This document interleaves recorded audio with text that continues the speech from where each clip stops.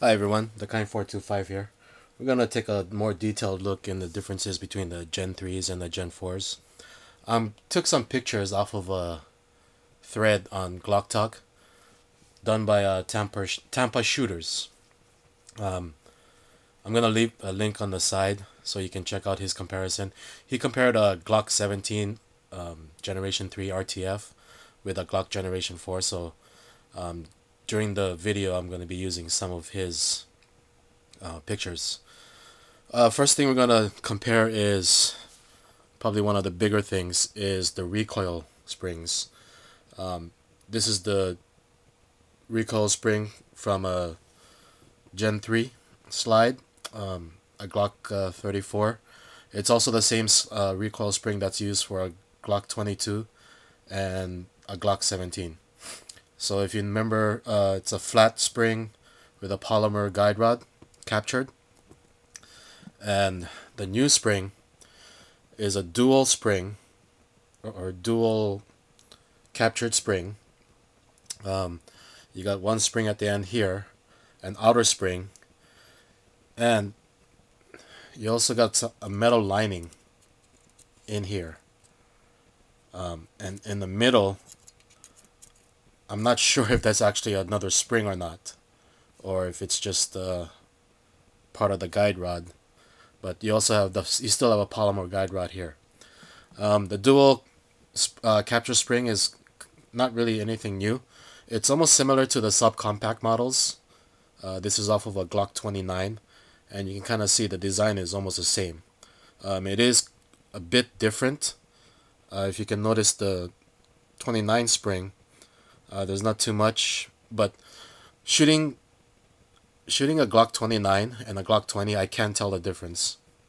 Now, I've only put about maybe 50 rounds through my Glock 17, and so far I haven't really noticed it. My friend has a Glock 22 4th generation and a Glock 22 RTF, and he says he definitely can tell a difference. So maybe on the 40 Smith & Wesson, the dual recoil spring really does work, but initially for now, with my limited rounds, can't really tell a difference. So that's the main difference with that. Because if you notice, the guide rod is a lot wider. The back of the recoil spring is also much wider, and the shelf on which it sits on is also a bit different. The bottom here is the Glock 34, and the top is the 17 4th generation. I don't know if you can tell from here, but this shelf where the recoil spring sits is a lot shorter than the shelf on the Generation 3 models. So that's the other difference. Everything else is still the same. It's still polygonal rifling. The dimensions are still the same, and nothing much has changed in that. Let's get to the slide. From what I've seen, I've detail stripped it, and from what I've read also, everything from this portion down here, the safety, the extractor, the firing pin spring, and the back plate here are all the same. Nothing's changed between the two.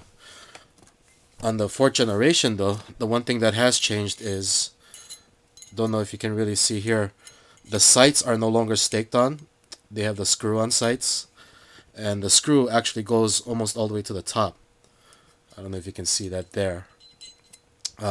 It's still plastic sights, and I do believe it's still the same hole that can be used. I haven't tried it yet, but I'm going to see if I can put my old Trigicons on there and see if that also fits. And I'll show you in the pictures, but you can see the difference in the hole size there with the guide rod. But that's pretty much the main differences with the uppers. Now we'll talk about the frame and the lowers.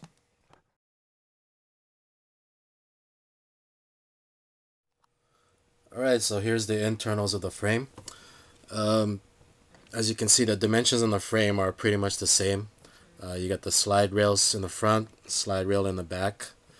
The one difference is on the Glock 4th generation, the dust cover is a little bit wider than the 3rd generation frame, and that's to accommodate the recoil spring assembly. Aside from that, everything else is almost the same. And the internal parts, the locking block is the same. I've actually switched it just to try it out and see if they both fit, and yeah, they interchange with each other.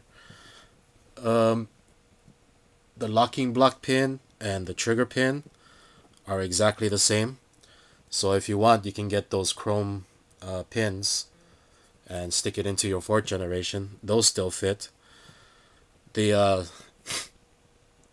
the slide stop levers are also the same. So if you wanted the extended slide stop, you can switch it out. I've actually done that and switched it out between the Glock 34 and the Glock 17. So those are still the same. The slide stop, they're also the same. Nothing really much. The trigger housing pin in the rear is also the same. The trigger bar, still the same, and the trigger itself are still the same. The one thing different though is the trigger housing. The trigger housing on the Glock 34 and the 3rd generation Glocks are squared here, and the trigger housing on the 4th generation is a lot slimmer, to accommodate for that grip reduction that they have. I don't know if the springs or the trigger spring can still be used and interchanged. I haven't tried it yet. I'm gonna keep it stock and then take it out to the range, but that's basically the internal parts. A lot of things can be mixed and matched. So that's about it.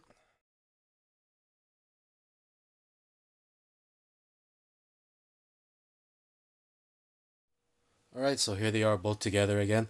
I'm gonna take them both out to the range this weekend. I have about 500 rounds I can put through the Glock 17. It's gonna be a mixture of factory loads, about 200, Winchester white box, Blazer brass, and about 200 reloads. The one thing I'm kind of worried about is my reloads are pretty light. They have a light power factor, and I already noticed that the spring is pretty hefty compared to the 34. Of course, this has been shot a lot already, and also some defensive ammo, some Ranger 9mm plus P. So I'll be back again and give you a range report on how they functioned. All right, thanks.